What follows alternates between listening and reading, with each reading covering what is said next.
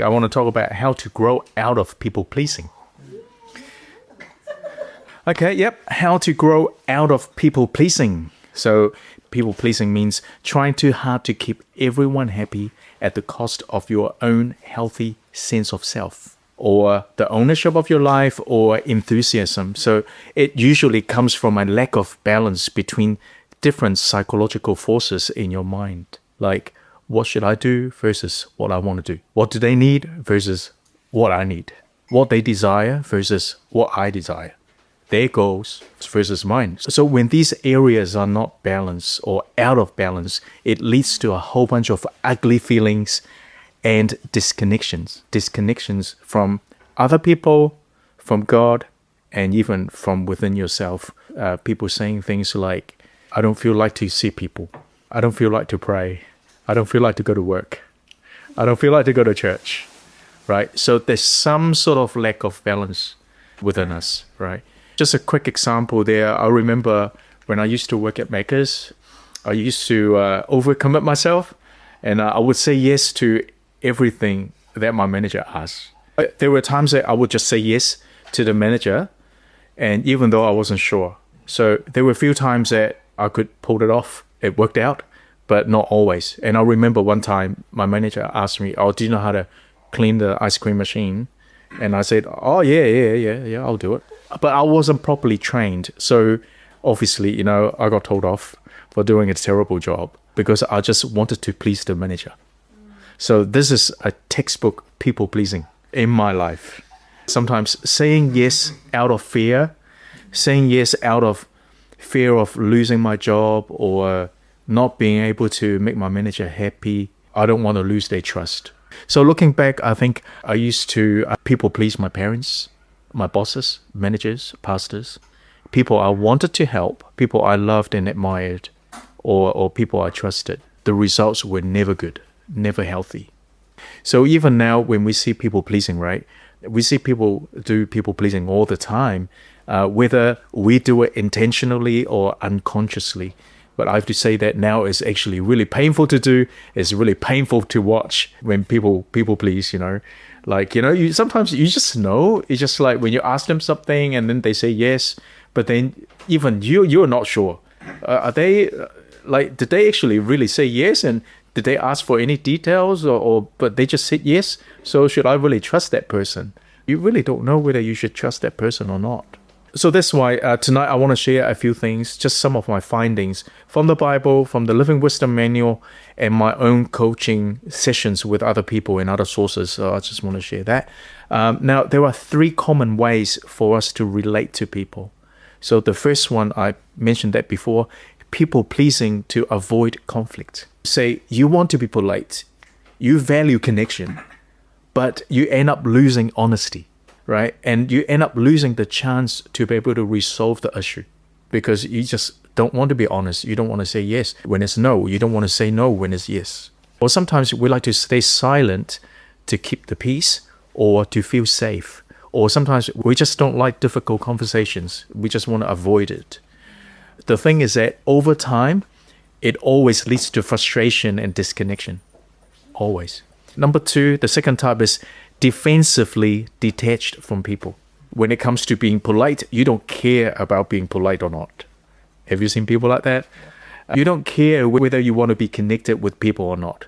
And you go beyond honesty. You don't care. You just say it anyway. It just doesn't matter how it lands. I will say it anyway, You don't really care. Well, I have to say that people like that, right? They are a little bit more freer. They have a little bit more time because they don't people please. So they have more time for themselves. In a way, they're a little bit more freer. But however, because they are defensively detached, their heart is shut down. Therefore, there's no connection. If you have no connection, then no growth. You think that, oh, well, I can just avoid people. I don't care about them. I'll say whatever I want. I don't want to have anything to do with them. Then when your heart is closed off, so is your growth. You need connections in order to grow. And the third type is healthy connections from a secure place. So that's the goal, guys. That's the goal. It means being honest, being considerate, being respectful and wise. Even though when you feel uncomfortable to share, but you don't mind to do it because you are secure in your own skin.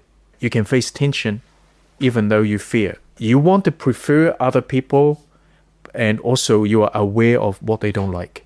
But also you are not shy away from telling them what you like and what you don't like either. So that's the balance. So how do we learn people pleasing from? I guess most of you would know when we were young. Okay, that's how we learn to. Actually, that's how we receive love, approval, self-worth. You know why? Because that's how we learn. We learn to please our parents, right?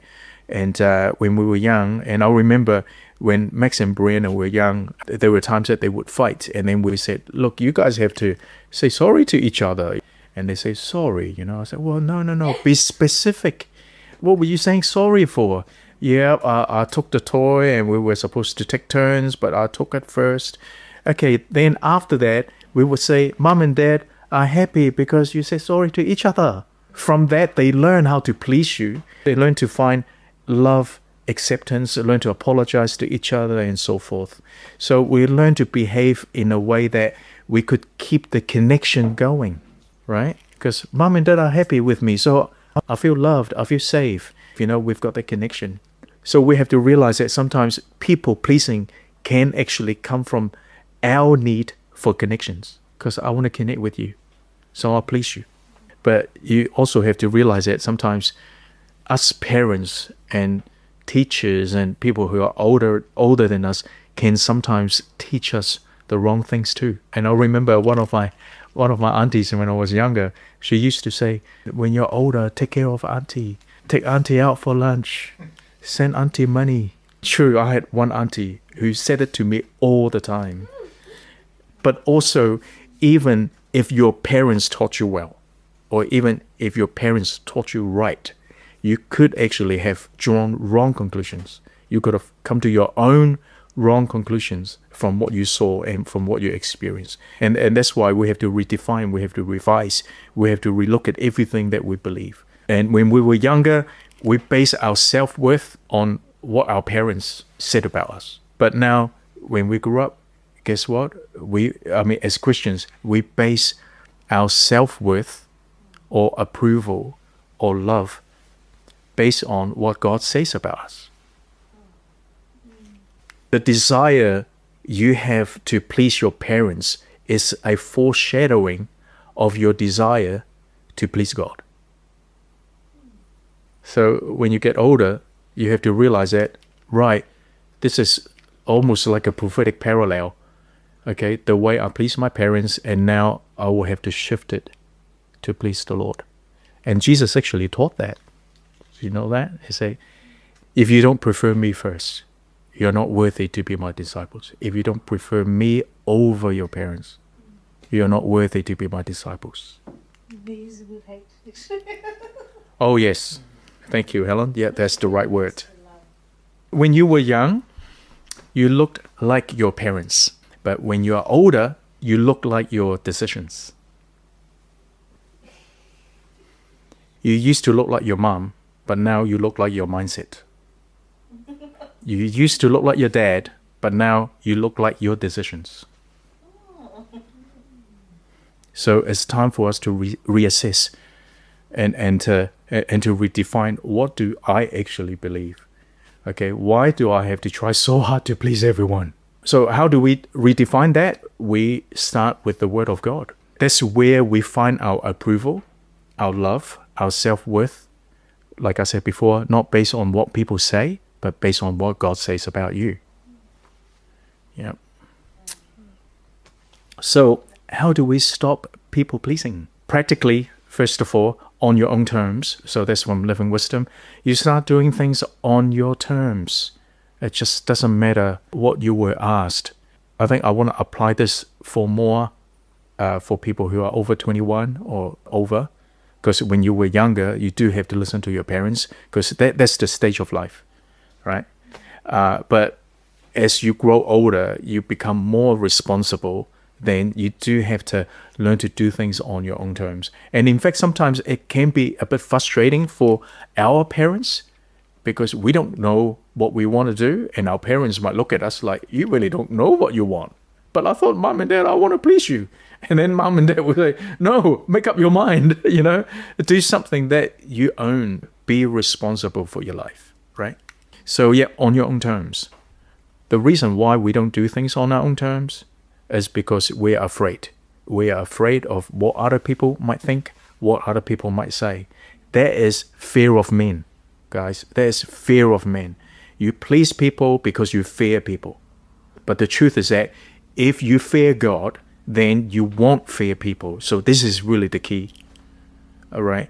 If you fear God, you will never fear people.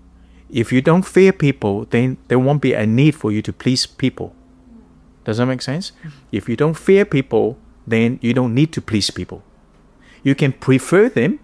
You prefer to do things for them. You prefer to serve them out of the wholeness of your heart, out of the generosity of your heart, not out of fear, not out of obligation. That's why I want to talk about the fear of the Lord. And I've got some verses there I want to share.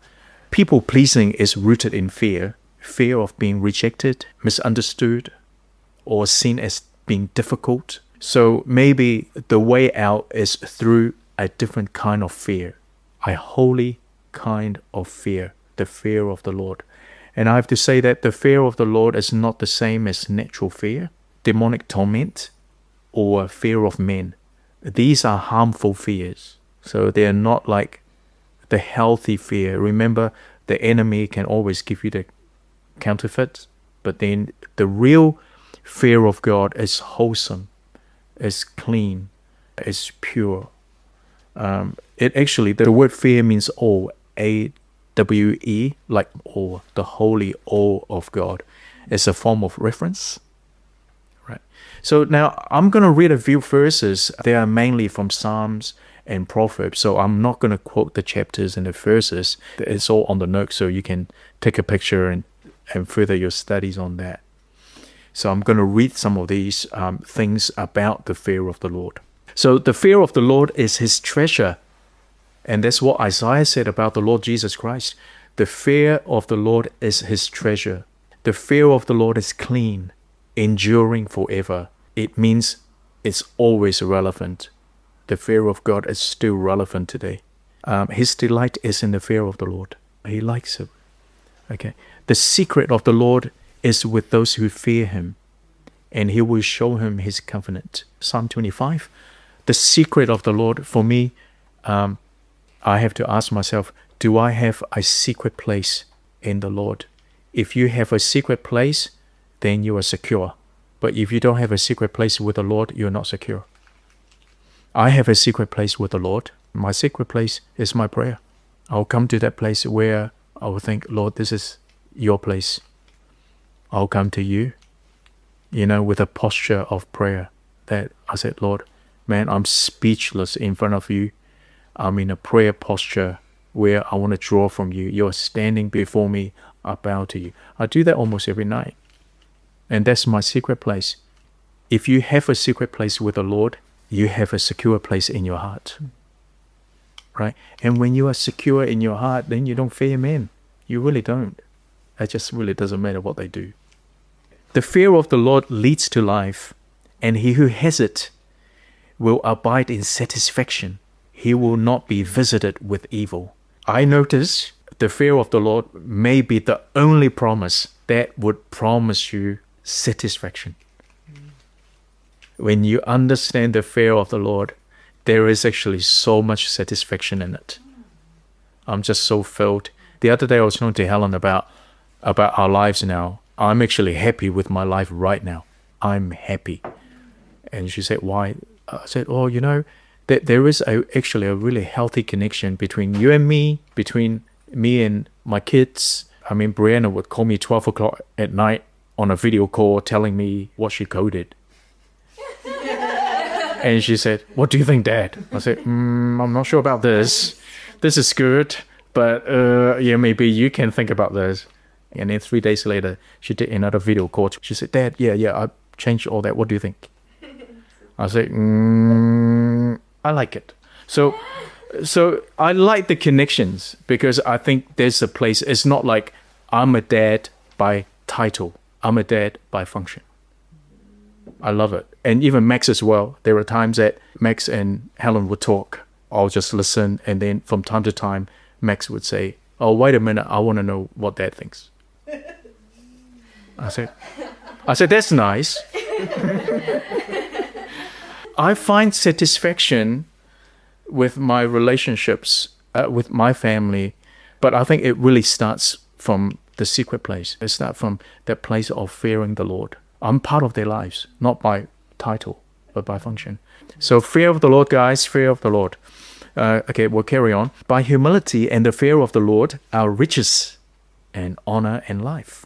Now, funny that we talked about 1 Corinthians chapter 10, because this morning I found this one verse. It was that I thought, well, Lord, how come the people of Israel died? Because like from in verse 3, Paul actually said that the people were scattered in the wilderness. No, actually, he said their bodies. So you know what it means, right? They died in the wilderness. And I thought, why? But Moses was all right. And then the Lord actually led me to Exodus chapter 20. In this chapter, the Lord actually asked all of the people of Israel to go up to the mountain to hear the Lord directly. And yet the people said, we don't want to go to the mountain, lest we die. And then here, Paul actually said that here, do not be afraid. God has come to test you so that the fear of God will be with you to keep you from sinning.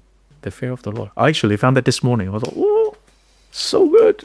My theory was, if the people of Israel went to the mountain with Moses to hear the Lord, like the Lord asked them to, they might not have died in the wilderness. They might be able to make it. That's my theory anyway. I'll just keep on reading there. The Lord takes pleasure in those who fear him. Without faith, it is impossible to please him. Hebrews 11. So it means when you fear the Lord, you are pleasing the Lord. When you have faith, you are pleasing the Lord. Let us therefore come boldly unto the throne of grace, that you might obtain mercy and find grace to help in time of need. So imagine, right? The Lord is actually saying that I want you to come boldly before me and to ask me for things. So why can't I even come boldly before men and to ask men for things? Right? Galatians chapter 1. For am I seeking the approval of men or of God? Or am I trying to please men? If I were still trying to please men, I would not be a servant of Christ. So some truth coaches or wise, insightful quotes. I'm going to share a few and then we're going to leave it up to you guys. To enhance love, you must speak up. In other words, staying silent is unloving. You'll be surprised when you become more assertive. Other people would often become more agreeable to you. People-pleasing is a form of self-abandonment. You can't be everything to everyone without being nothing to yourself. People-pleasing feels a lot like love until you stop. Meekness is not muteness, because meekness is strength with a voice. You don't have to act your way into feeling, not feel your way into action. So don't wait for motivation to prop you up. Just go and do it. Oh, actually, I like this one. Don't hide yourself in fear. Be weird, be random, be who you are, because you never know who might love the very person you are hiding. You are allowed to be a masterpiece, maturing, and a mess all at the same time. Okay, so I've got some practical tips and I think it's better for you guys to go through it. A couple empowering questions, then let's just do a bit of a breakout. If someone observed your conversations and responses to people for a week, what would they say about you? What would they say that you value? What would I do differently if I care less about other people's acceptance and approval? Well, that's me. Yeah, any questions? Or thoughts to add? I've got a thought to add. Just kind of got a revelation actually when Stan, you were sharing.